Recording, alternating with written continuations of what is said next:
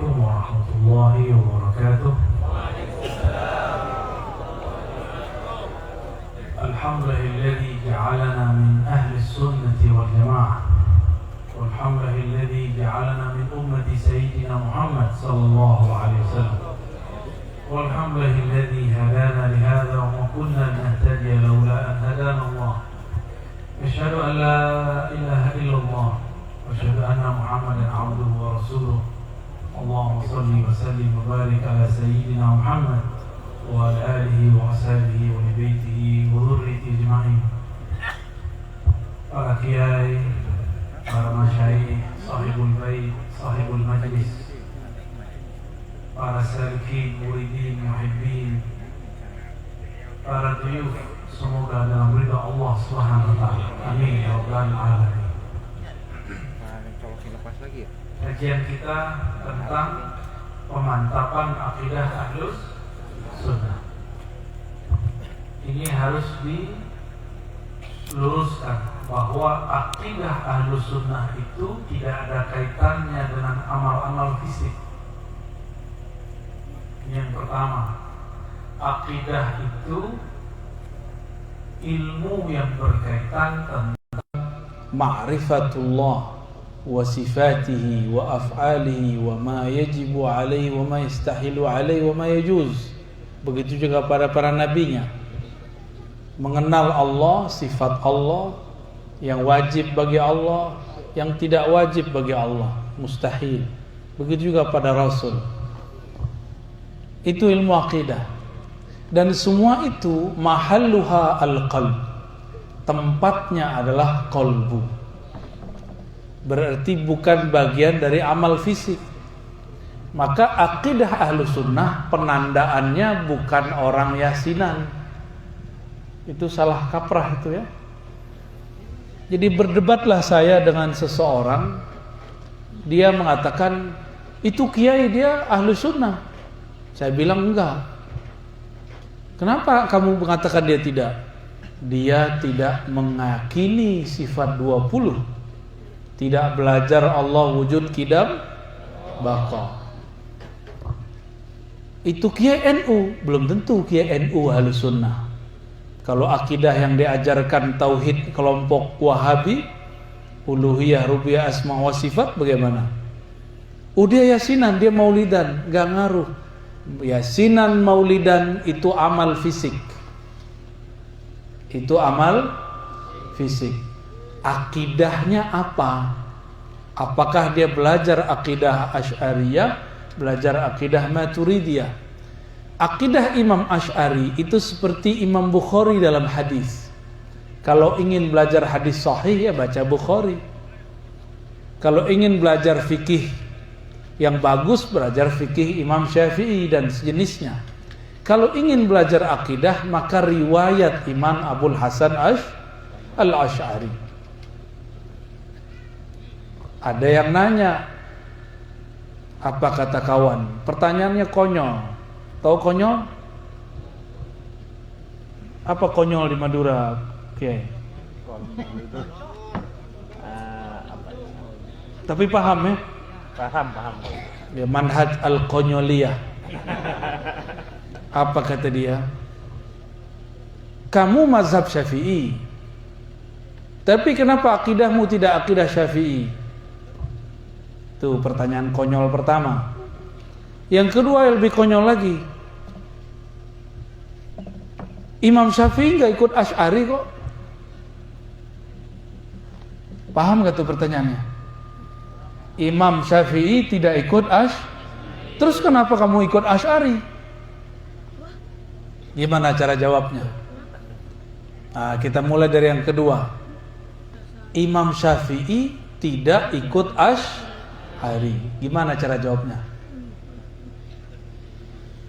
Kalau dia ngerti baca kitab, kita tanya balik, kamu bisa baca kitab atau tidak?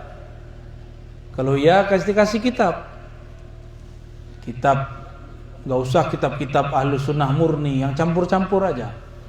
Syiar A'lamin Nubala karya Zahabi, Tarikhul Islam karya Zahabi. Kalau yang mudahnya Tabyin Ghazbil Muftari Tapi semuanya belum diterjemah ya. Di situ disebutkan bahwa Imam Asy'ari lahir antara tahun 250 sampai tahun 260. Imam Syafi'i lahir 150, wafat 204. Ketemu nggak tuh?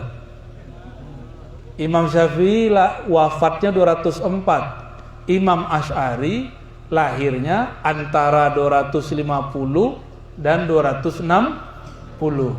Ketemu nggak? Jadi kalau ada orang nanya, Syafi'i nggak ikut Asy'ari kok? Itu pertanyaan orang pinter atau orang jahil? Kenapa jahil? Konyol. Kenapa konyol? Duluan Imam Syafi'i apa Asy'ari? Mana mungkin orang yang lahir sekarang ikut orang yang belum lahir. Tapi kawan kita terpengaruh. Banyak juga yang meninggalkan Ahlus Sunnah wal Jamaah cuma pertanyaan begitu. Ya juga ya, Imam Syafi'i kan gak ikut Asy'ari. Alah, ikut-ikut konyol. Ikut-ikutan dibodoh-bodohi. Paham di situ? Ya, ini cara-cara mereka. Oh, nggak puas. Ngomongnya lain lagi. Nabi Muhammad gak ikut Asy'ari kok. Itu lebih konyol lagi. Itu jahilun murakkabun alfamarrah. Kalau begitu kita ngomong balik, Nabi Muhammad gak ikut Bukhari kok. Ya kan? Benar gak? Jadi kalau orang jahilun murakkab jangan pakai alim jawabnya. Kitab natajahal, pura-pura jahil dikit lah ya, kerjain dia. Oh gitu ya, Nabi Muhammad juga gak ikut Bukhari. Terus kenapa kamu ikut Bukhari? Ntar dia bingung-bingung sendiri tuh. Jadi mereka ini sok kritis, tapi data kurang, ilmu gak cukup, ilmu sejarah aja lewat ya. Ini sering cara orang mencekokinya. Tapi itu di luar sana. Kalau di Madura aman ya. Itu kelompok itu kalau masuk Madura langsung kesetrum di Suramadu. Hilang langsung ya. Masuk Suramadu dia langsung jadi aswaja dia. Bukan azwaja Kiai. Iya, bukan. Tadi saya disebut azwaja sama beliau ya. Nanti ada yang marah. Satu, pasti satu. Baik. Kita ini ahlus sunnah. Dari mana kata ahlus sunnah? Ini yang harus dipelajari dulu. Kata ahlus sunnah diambil dari hadis yang tadi dibaca. Ketika Nabi SAW ditanya, wahai Rasulullah, jika 73 umatmu semuanya masuk neraka kecuali satu, siapakah yang satu itu? Dijawab oleh baginda Rasulullah SAW, ma ana alaihi wa ashabi. Kelompok yang ma ana, ma di situ, ma apa itu? Ma mausul atau ma masdariyah? Atau ma nafiyah? Atau ma istifham? Ma apa itu?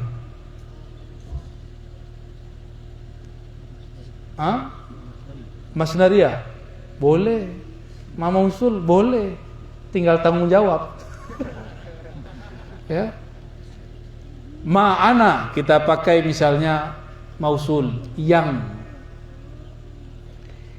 aku alaihi, atasnya, maksudnya aku dia ikuti.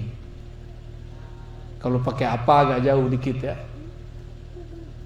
Jadi satu lafaz itu boleh ditasrif, boleh di-i'rab, boleh diapain, yang penting kita tahu hujahnya dan cocok dengan maknanya nanti. Kalau tidak kita revisi. Ma'ana alaihi boleh diterjemahkan secara bebas. Kelompok firqah yang akulah yang menjadi ikutannya. Wa ashabi, lalu waw di situ bisa diartikan dan, bisa juga diartikan summa. Kemudian atau juga bisa diartikan kalau tidak ketemu aku, ikut sahabat-sahabat aku. Saya mau tanya, jumlah sahabat Nabi ada berapa? Banyak. Saya mau tanya angkanya. Banyak juga anak TK bisa jawab. Banyaknya berapa? 100? Alhamdulillah, lolos ya.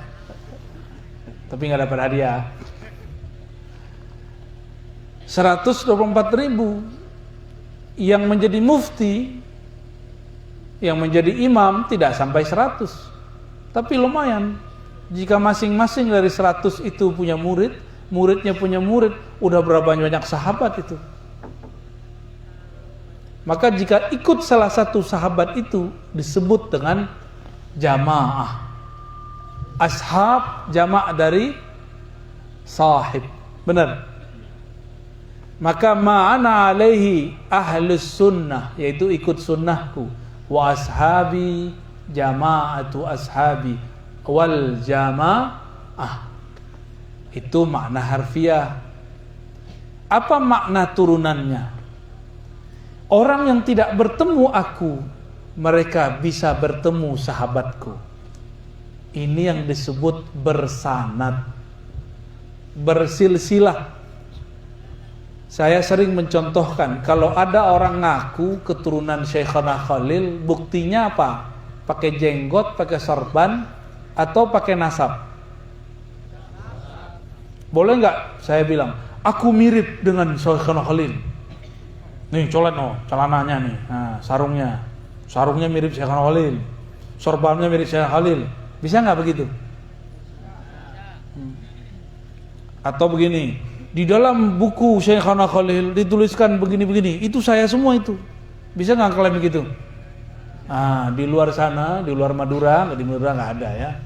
Itu ada kelompok ngaku-ngaku dia ahlus sunnah. Tapi kita tanya, mana sanadmu? Dia bilang, hadis Imam Bukhari riwayat sekian. Itu sama dengan orang bilang, saya mirip Syekhana Khalil sesuai dengan buku risalah fulan. Itu kan ngaku-ngaku. Contoh lain, ada orang ngaku Habib. Itu karena hidung mancung atau gimana?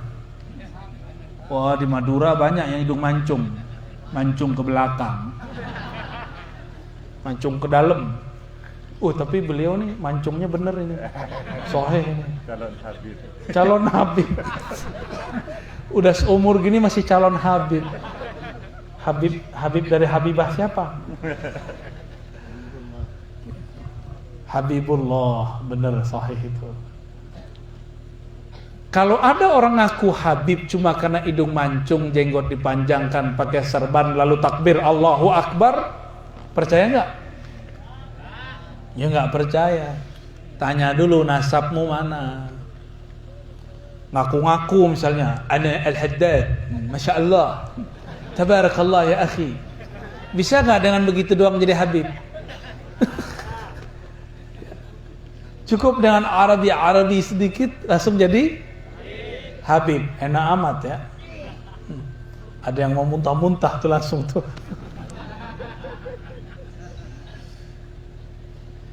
Lalu pembuktian jadi Habib bagaimana? Mana nasab ranji silsilahmu? Gitu.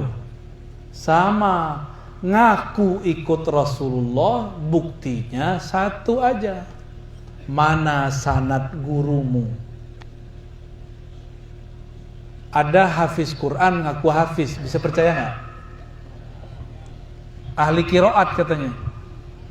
Kita tanya aja, maaf Pak, sebelum kiai Pak dulu, maaf Pak, boleh tahu gurunya siapa, sanadnya kemana? Boleh, kita punya hak bertanya begitu, ya, tidak dilarang kita bertanya begitu. Nanyanya yang sopan, jangan bilang gurumu siapa, jangan begitu ya. Ntar dicaro sama orang Madura ya. Jadi bagaimana cara menjamin kesahihan, kevalidan, kebenaran, keaslian Ahlus Sunnah? Bersama. Nah, orang Madura ini kan unik. Dibilang NU Loh, gurunya NU belajar di sini. Bener gak? Hadratus Syekh Hasyim Asy'ari belajar kepada Syekhana, ya gengsi dikit kayaknya ya disebut NU ya. Ya benar. Saya di atasnya NU ya. Sebelum ada NU kami sudah ada. Gak usah sibuk di situ. NU itu belum tentu orang-orangnya Ahlus Sunnah semua, tapi manhajnya NU sudah pasti Ahlus Sunnah. NU dibuat oleh ulama-ulama yang berguru kepada Syekhana Khalil. Syekhana Khalil akidahnya apa? Akidah Ahlus Sunnah Asy'ariyah. Beliau belajar di Makkah kepada Syekh Nawawi Al-Bantani dan juga kepada ayah daripada Mahfud At-Tirmidzi. Jadi berguru kepada mereka. Syekh Nawawi Al-Bantani punya jalur banyak Ahlus Sunnahnya. Ada jalur Misri, ada jalur Hadrami, ada jalur Makki, ada Madani, ada Hijazi, ada Dimashqi. Banyak sekali. Syekh Nawawi Al-Bantani kemudian juga mengembangkan ajaran akidah. Maka coba lihat kitab-kitab akidah di pesantren yang masih pakai kitab kuning, itu kebanyakan syarah dari Syekh Nawawi Al-Bantani, benar gak? Ada syarah Aqidatul Awam, ada syarah Fathul Majid. Fathul Majid itu langsung beliau ambil matannya daripada gurunya Syekh Ahmad An-Nahrawi Al-Misri. Pindah beliau ke Makkah, beliau tulislah syarahnya. Syekh Ahmad Nahrawi Al-Misri itu berkawan dan berguru kepada Imam Al-Bajuri. Kita pada belajar Hasyiah Bajuri kan? Nyambung semua. Syekhana Khalil bersanad kepada ini Syekh Nawawi Al-Bantani. Juga banyak sanad-sanad yang lain. Sanad kepada ulama-ulama Arab, ulama Makkah, dan banyak sekali ya.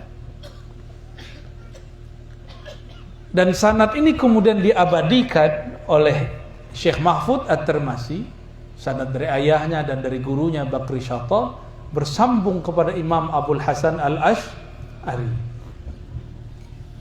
Ini juga yang harus dikoreksi.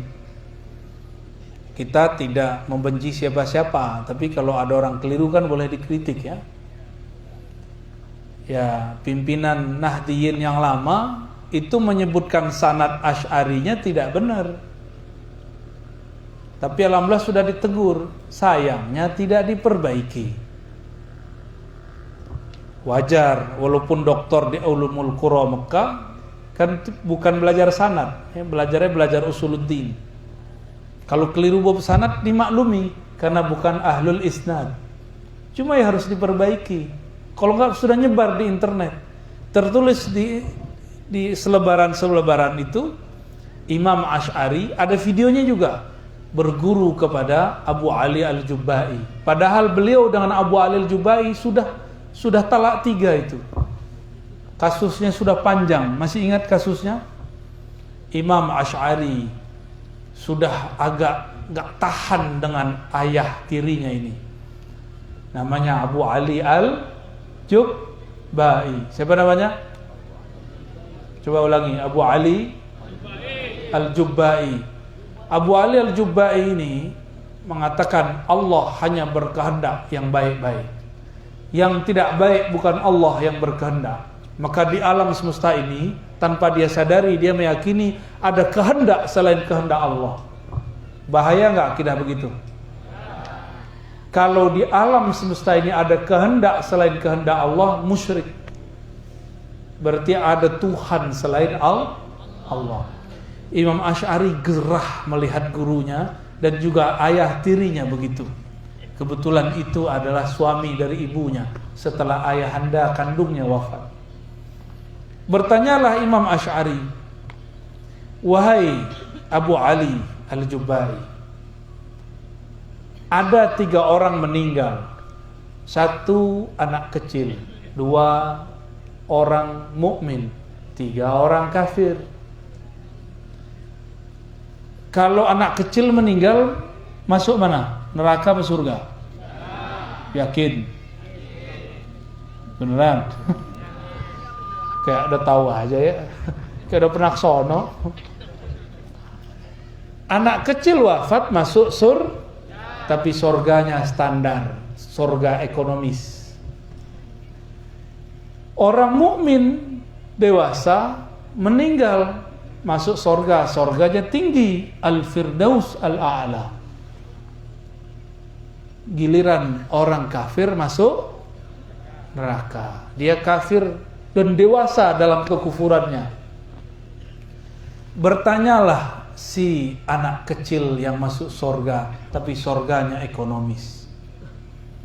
Ya Rabb, kata Imam Asy'ari, kenapa surgaku cuma ekonomis? Kenapa surgaku tidak seluas surga orang yang kedua? Lalu Imam Asy'ari nanya, wahai Tuan Syekh Abu Ali Al-Jubba'i, kalau anak ini nanya, Allah jawabnya gimana? Dijawab oleh Abu Al-Jubba'i, Allah akan berkata, wahai anak kecil, jika engkau nanti besar, aku biarkan hidup, tidak dimatikan sebelum dewasa, engkau akan mati kafir. Oh begitu, kata anak kecil. Terima kasih ya Allah. Tiba-tiba yang ketiga angkat tangan. Orang siapa yang ketiga? Kafir. Apa kata yang ketiga? Ya Allah, kalau engkau tahu aku bakal masuk neraka, kafir setelah dewasa, kenapa engkau tidak matikan aku seperti anak kecil itu? Kata Imam Asy'ari, Allah jawabnya gimana Tuan Syekh? Abu Al-Jubba'i bilang, gak bisa jawab. Mau bilang, Allah akan berkata, bingung dia. Ini cerdasnya Imam Abul Hasan Al-Asy'ari. Gurunya tumbang. Kasih tiga kasus, 2 pertanyaan, tumbang. Belum pertanyaan ketiga. Belum pertanyaan. Jadi ternyata dalam riwayat Imam Ibnu Asakir banyak sekali perdebatan beliau menentang, mengkritisi ayahnya, ayah tirinya.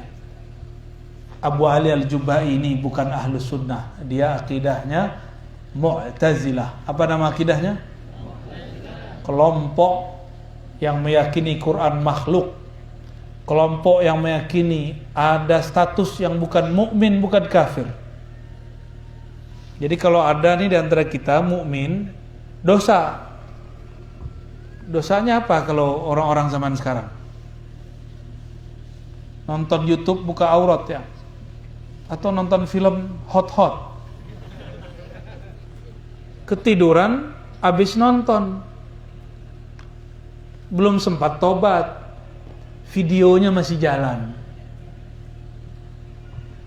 Itu nanti masuk dalam kubur di mana tuh statusnya? Dia pendosa atau mukmin? Atau mukmin yang berdosa? Kata Mu'tazilah, kalau ada mukmin berdosa, maka dosa itu sebenarnya kufur. Tapi dia masih mukmin, maka statusnya bukan mukmin, bukan kufur, namanya fasik. Menurut fasik menurut Mu'tazilah, khalidan mukhalladan fitnar, kekal masuk neraka. Mau nggak jadi orang Mu'tazilah? Maka surganya Mu'tazilah itu sepi, dosa dikit masuk neraka. Meninggal belum sempat tobat, nggak mukmin, nggak mukmin, nggak kafir, tapi kekal di neraka. Ekstrim nggak tuh? Ekstrim, bukan es krim. Ekstrim, lebih ekstrim dari kelompok yang ngebom itu. Kelompok yang ngebom itu kan dia mau menikahi 72 bidadari. Lalu dia ngebom orang. Itu kan gak waras tuh begitu. Masa mau dapat surga bunuh orang? Yang dibunuh sesama muslim lagi. Ya. Makanya Imam Abul Hasan Asy'ari kemudian menentang gurunya yang merupakan ayah tirinya. Disitulah beliau kemudian berdiri di depan semua orang. Apa kata beliau? Man arafani faqad arafani, wa man lam ya'rifni fa'rif. anni ana Abul Hasan al-Asy'ari. Siapa yang kenal aku ya sudahlah, yang belum kenal ketahui ya aku Asy'ari. Aku mulai detik ini, hari ini membuang jubahku. Dengan demikian aku juga membuang akidah lamaku Mu'tazilah. Di riwayat lain beliau mengatakan armi aqidati kama armi jubbati.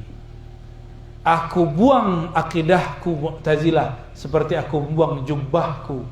Jubbah ini mirip dengan jubbati, jubbai, ya, mirip-mirip ya. Ini Imam Abul Hasan al-Asy'ari. Lalu beliau kembali ke gurunya yang lama, namanya Imam Zakaria As-Saji. Siapa nama imamnya? Imam Zakaria As-Saji ini pernah berguru ke Imam Ahmad bin Hanbal, murid dari Imam Syafi'i, pendiri mazhab Hanbali. Lalu Imam Asy'ari pindah dari Basrah ke Kufah, ke Baghdad ya, ke Baghdad pindahnya. Sampai di Baghdad, beliau bertemu murid-murid Imam Asy'ari. Namanya Al-Barbahari. Siapa namanya? Al-Barbahari orangnya kaku, nggak bisa debat. Imam Asy'ari menuliskan kitab judulnya Al-Ibanah fi Usulid Diyanah. Kitab ini diuntukkan untuk murid-murid Imam Ahmad dan pengikutnya di kota Baghdad. Maka bahasanya berbeda ketika beliau di Basrah. Di Basrah bahasanya lebih dinamis kalau kata orang kampus, debatnya agak panas. Sedangkan di Baghdad sedikit-sedikit Quran, hadis, Quran, hadis, Quran, hadis, Quran, hadis. Cuma sayang kitab Al-Ibanah ini dicuri dan disalin ulang, lalu disisipkan kata-kata yang tidak benar oleh kelompok Mujassimah. Apa arti Mujassimah? Kelompok yang menjisimkan Allah. Jisim itu benda. Benda itu punya sifat bertempat. Mereka meyakini Allah bertempat. Sampai di Mekah ada orang Madura berubah akidah. Cuma karena pengen dapat beasiswa, lalu ditanya oleh yang nguji, "Aina Allah?" Di mana Allah? Kata santri Madura, Ar-Rahman 'alal arsy istawa. Cari aman. Kan ada Quran ya kan? Masih aman. Didesak lagi, "Aina Allah?" Nyamar dulu lah, yang penting dapat beasiswa. Fis sama. Di mana Allah? Dijawab sama dia, di atas aras. Gak puas nih orang. Yang nguji gak yakin. Kayaknya orang Madura nih mau ngerjain aku ini. Tanya lagi, Aina Allah? Dijawab oleh orang Madura ini yang jadi mahasiswa di Saudi. Fis sama. Di langit. Yang penting dapat beasiswa. Banyak yang begitu. Banyak yang berubah cuma karena pengen dapat beasiswa. Ada yang terlalu menghayati, pulang-pulang lupa kalau dia Ahlus Sunnah. Apa kata dia? Pak Kiai sesat. Pak Kiai akidahnya tidak sahih. Asy'ari 3 masa. Nah, nanti dia bawa cerita ini nanti nih. Nanti akan banyak orang bawa cerita Imam Asy'ari punya 3 masa. Terakhir jadi Wahabi. Namanya dulu Salaf. Kata mereka, Asy'ari pertamanya adalah Mu'tazilah, kedua jadi Kullabiyah, yang ketiga menjadi Salafiyah. Enak amat ya. Suka-suka dia buat cerita. Alasannya apa? Di kitab Asy'ari ada tulisan. Nah, ini hati-hati nih, di kitab Asy'ari ada tulisan. Apa kata tulisannya? Ya sakinas sama, wahai yang tinggal di langit. Di kitab yang lain salinannya ngomongnya nggak begitu. Ya sakinal ars, wahai yang tinggal di atas aras. Ini orang ingin memalsukan kitab Asy'ari tapi dablek atau dablek, blow on. Dia lupa Asy'ari ini hafiz Quran. Imam Asy'ari mengatakan di muqaddimah kitab, akidahku semuanya akidah Imam Ahmad, tidak keluar dari Al-Quran dan Sunnah. Di Quran ada nggak lafaz sakinal arsy? Yang tinggal di arsy ada nggak di Quran? Sakinas sama ada nggak di Quran? Nggak ada. Yang ada apa? Wa huwa rabbul arsyil. Yang ada rabbul arsy, bukan sakinul arsy. Apa arti rabbul arsy? Yang menciptakan arsy. Kalau sakinul arsy artinya apa? Yang berdiam, bertempat di atas arsy. Ini mau memalsukan kitab tapi mati bunuh diri namanya. Dia nggak sadar Imam Asy'ari ini hafiz kitab dan sunnah. Tidak mungkin beliau mengatakan sesuatu yang tidak ada di Al-Quran dan sunnah. Jadi yang benar gimana? Allah di atas aras atau Allah Rabbul Aras?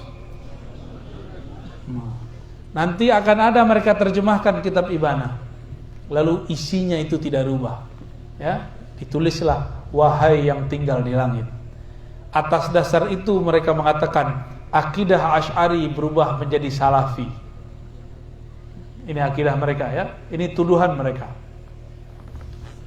Kok tegang gitu ya? Dimintanya ngomong ahlu sunnah apa? Dialogis ya. Ini pengajian paling serius selama di Madura ini ya. Biasanya saya ketawa atau apalah ya, ini nggak ada. Tapi antum mulai begitu ketawa juga ya. Gimana Pak Kiai? Mau dilanjut? Serius? Kata kawan kita, tidak ada di Mekah. Nah, ini hujah baru nih. Nggak ada di Quran, nggak ada di Sunnah. Tapi hujahnya apa? Tak ada di Mekah. Giliran sholat subuh berkunut, tidak berkunut, pakainya apa? Di Mekah nggak ada kunut. Pas kita ajak tarawih 20 rakaat, bilangnya apa? Nabi baca hadis deh, Sahih Bukhari dan Muslim. Maka Rasulullah SAW, ya, tidaklah Rasulullah SAW Yazid, ya, menambahkan lebih daripada 11 rakaatan, lebih dari 11 rakaat. Tapi dia lupa, ini kan hadis lafaznya panjang, fi Ramadan wa fi ghairiha, di Ramadan dan selain Ramadan. Kalau sholat 11 rakaat di bulan Ramadan, mafhum. Kalau di luar Ramadan ada nggak namanya tarawih? Terus 11 rakaat di bulan Ramadan namanya apa? Witir. Jadi pas kita ajak, oh di Mekah sholat tarawihnya 20 rakaat. Ayo kita sholat 20 rakaat yuk. Jawabnya gimana? Nabi tidak pernah sholat melebihi 11 rakaat, baik Ramadan atau di luar Ramadan. Tuh, ngeles nggak tuh? Itu dalil orang sekarang. Dalil apa dalilnya? Kata orang Mekah. Ya. Tapi ini tidak termasuk kepada bab ahli sunnah. Dalam bab akidah ini cuma bab fikih. Ya. Maka jika ada orang sholat tarawihnya cuma 11, itu masih ahli sunnah. Selama akidahnya masih akidah Asy'ariyah Maturidiyah, tapi fikihnya mungkin yang kurang bagus. Nazal motor. Udah nikmati aja sesekali ya. Habis ini kita